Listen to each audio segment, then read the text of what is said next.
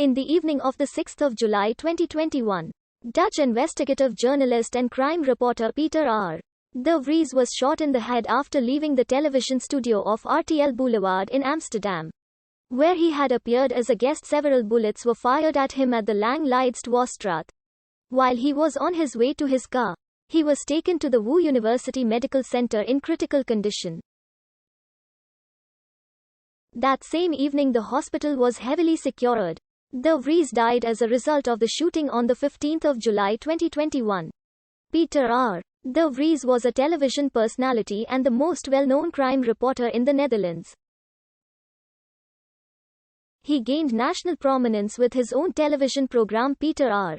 De Vries, Crime Reporter. Throughout his career, he reported about high-profile criminal cases, such as the kidnapping of Freddie Heineken, the disappearance of Natalie Holloway, the murder of Marianne Vastra, as well as other murder cases, scandals and wrongful convictions. Later in his career, he became one of the most visible figures in the journalistic investigation of cold cases in the Netherlands, such as the death of Nicky Verstappen, in which he supported the victim's family in court.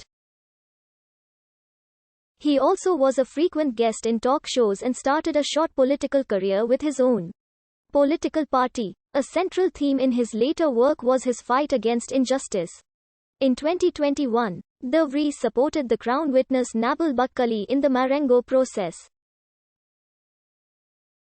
Less than 2 years earlier, Bakkali's lawyer, Dirk Wiersum, had been murdered outside his home in Amsterdam.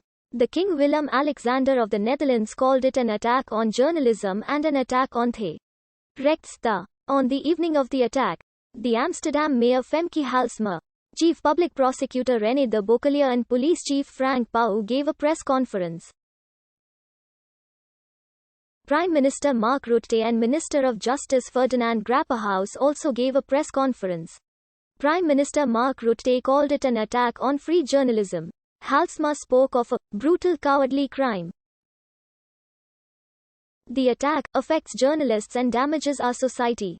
According to Grapperhaus, the Dutch Association of Journalists stated, "This hits journalism right in the heart." Ursula von der Leyen, President of the European Commission, expressed her condolences and expressed her support for the Dutch authorities to bring the perpetrators to justice. After the death of De Vries, Rutte stated that, "We owe it to Peter R. De Vries to ensure that justice takes place." Many people have reacted to the attack and his death, including many members of the Dutch House of Representatives and members of the European Parliament. Crime reporter John van den Heuvel stated that, "will always remain an example and a source of inspiration." The Dutch police arrested 3 suspects that same evening. 2 suspects were in a car that was stopped on the A4 motorway near Leidschendam.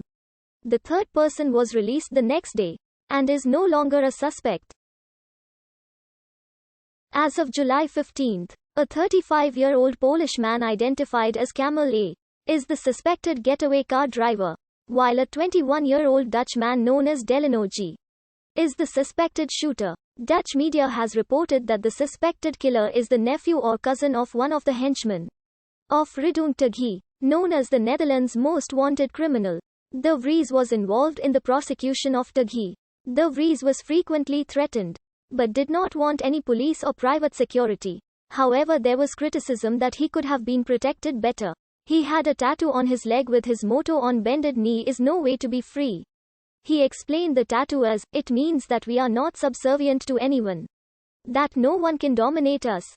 That means that we are never, ever, anyone's slave." Demissionary Minister Ferd Grapperhaus of Justice and Security commissioned an independent investigation into the security of De Vries.